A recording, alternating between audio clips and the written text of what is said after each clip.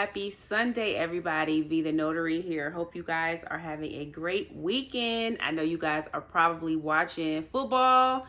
It's football Sunday, so I will not hold you. Oh yeah, and it's Halloween weekend, y'all. I mean, you guys, some of y'all are going all out, so I won't hold you guys too long, but I did want to talk to you guys about something. So this video is for all notaries. I'm not really specifying anything for apostille work or for loan signing work. So this is more for general notary work, okay? Which, remember, if you've been following me and listening to my videos, we should all be doing, because we're trying to diversify our experience, our job portfolio, all of that.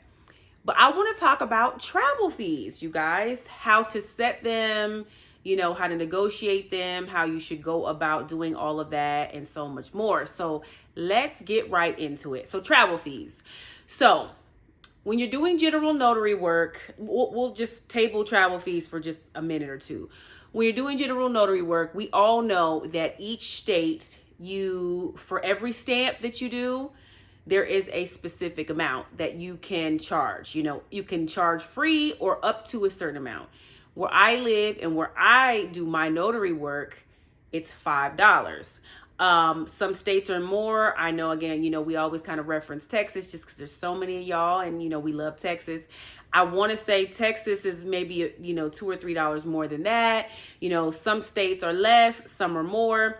So you should know, if you don't know what your state charges for, like, you know, just one notarization, that's a problem. You should have known that before you even became a notary. So make sure you familiarize yourself with your state's rules, regulations, and policies.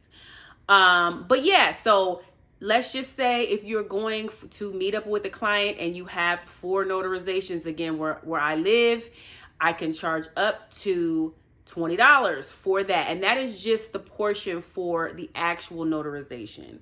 But in addition to that, you guys, we can charge travel fees. When you are a mobile notary and you're moving around, you can be compensated for your travel fees, and you can kind of build that into your fee for whatever it is that you're doing, okay? So let's get into travel fees. Let me just say this. If you're not charging travel fees, you should, because you should be compensated for that. You know, it's a big thing to have to, you know, get the documents, kind of prep them, know what to do with them. You know, you have them, let's say you print them out for the client. In some cases, the client, you know, provides them to you, but either way, you have a certain amount that you can notarize, which is not much. And a lot of your fee, you're going to make up for that with the travel fees. You are offering convenience, right? And as we know in life, with convenience comes an extra fee. But how amazing is it, right, that, you know, instead of someone having to actually physically go get their items notarized, we can come to them. And that's the beauty about being a notary. We offer convenience, you know, we offer assistance, we offer guidance to all of our clients. So it's important that you ensure that you are compensated for that for your business. Travel fees, the number one rule, okay? You guys have to make sure, just like you need to know your state's policies and procedures as it pertains to how much you can charge per notarization, the same goes for travel fees, okay? I am going to put into this video a link that will take you right to the National Notary Association, which I go to them for a lot. They have a lot of great resources and training that will let you know for your state the rules and regulations for setting your travel fees. So for example, let's just kind of, you know, I'm not going to go through all the states because there's 50 of them. We know there's 50 and we just don't have the time, and my memory, you know, I'm getting older, so I don't remember all of that. But, you know, every single state has a different rule. And there's kind of 3 general ways that travel fees can be set. For instance, some states already kind of regulate that for you in regard to telling you you can charge this much per mile, right? And let's just say, and again, I can't remember all of them, but you live in a state and that state says for every mile that you travel, you can charge 40 cents or 30 cents or 50 cents, okay? So you build that into your fee. In addition to what you charge per stamp, you know that depending on how many miles you have to drive to the client's house, you can charge 50 cents, 40 cents, whatever it is per mile. And so when you have your website or whatever it is that you present, excuse me, to the client, they already know, like, depending on where they live from you, in addition to how many notarizations they need, you're going to charge them, whatever amount of money for the travel. So that, that kind of sucks, but like I said, you have to follow your state's regulations. So some states govern that way. Okay. Some states have it where it is the notary's discretion. You know what I mean? Which is great. Most states, it's the notary's discretion within reason. You don't want to charge, if you're going 10 miles away, you don't want to charge $100 travel fee. You know what I mean? Like, don't be ridiculous, and don't put yourself in a situation where you can jeopardize, your license and all of these different things. You don't want to do that. You don't want to jeopardize your ability to be a notary if you're just charging astronomical pricing, and it's not realistic. If you're going 5-10 miles, whereas maybe if you're going 50 miles, that might be more appropriate. So if you live in a state where it's completely up to the notary's discretion, set your fees appropriately. You always want to set your fees in a situation like that where you can make a profit, because that's why we're here. We're not here, in certain situations you might do pro bono, you might do notarization work for nonprofits, but most of us are here in most instances to make a profit. So you want to ensure that you are being reasonable, competitive, but you also are gaining, some type of revenue. You know what I mean? So that's another situation. But like I said, the link that I'm going to add to this video, you can go there, see what state you live in, and you can figure out which state is applicable for you to how you set your travel fees. And you want to, in addition, just a really quick sidebar, you want to make sure that for your state, you really familiarize yourself.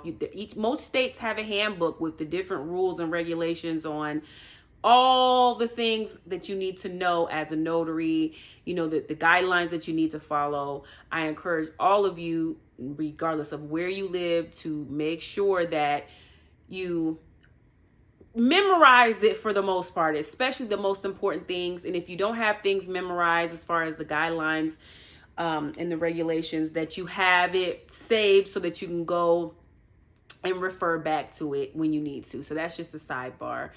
And then the third, most popular way that you set your fees is, some states give general guidelines where it means, you kind of have discretion, but you have to make the client aware of that beforehand. So let's just say if some notaries set their fees by counties, right? So let's say you're a notary in Maryland.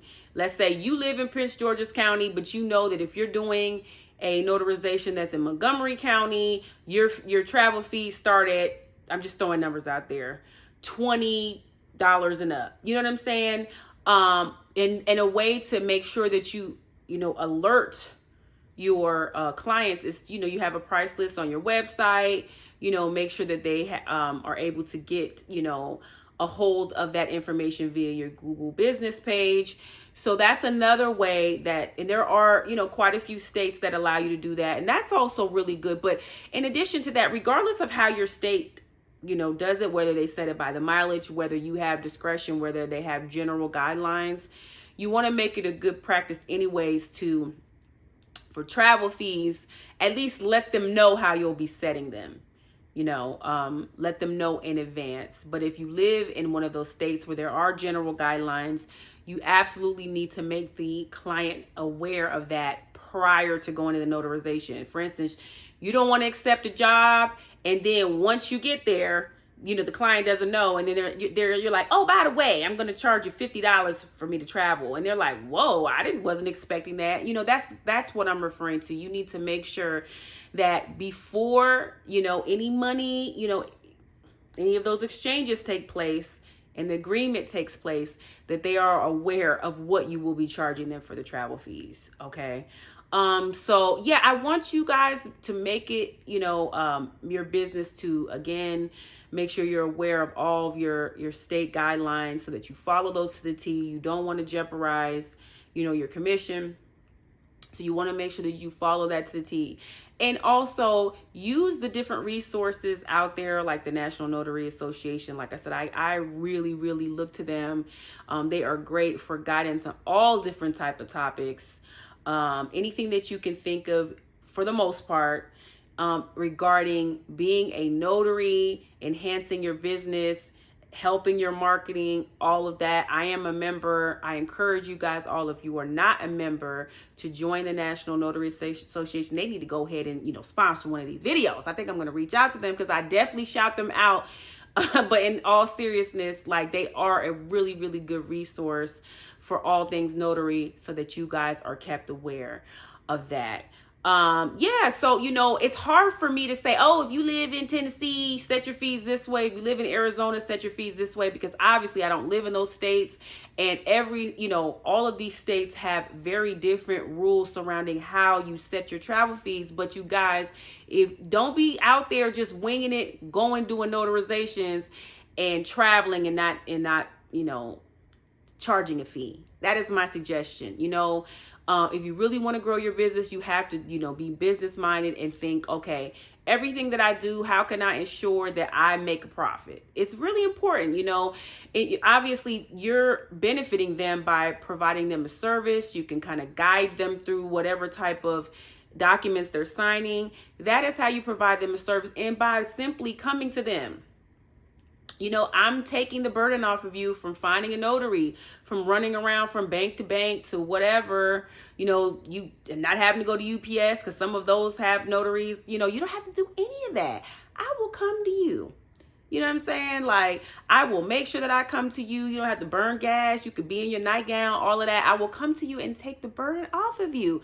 So that is what you're providing them. But in addition, they need to give you some coins, give you some money, and compensate you as well for those travel fees, you guys. So I just wanted to get you guys' wheels turning. If you haven't, incorporated travel fees into your mobile notary services, because it's important. Again, remember, most importantly, follow the guidelines provided by your state, because if you live in a state that is very specific, like, okay, you can only charge this per mile, but you're setting your travel fees however you want, you could get in trouble, so just be aware of that so that you don't fall victim to that. And again, you don't jeopardize your commission off of some BS. Okay. So I hope that this video has been informative to you guys. As always, if you have any questions, reach out to me. I'm behind on my comments, you guys. My life has been lifing. Not in a bad way. I've just been really, really busy with I've been traveling a little bit, and then I have to travel next week, and that's why I wanted to make sure I talked to you guys this week. And then my daughter, she runs track, just activities and practice and just all kinds of stuff. So it's just been really, really hard for me to interact with you guys the way that I want to. But I need to sit down one of these days this week and really do that. But yeah, you guys, keep the comments coming because I love and appreciate all of you guys. And as always, like, subscribe, and share, okay? All right. You guys have a great rest of your Sunday, and I'll talk to you guys soon. Bye-bye.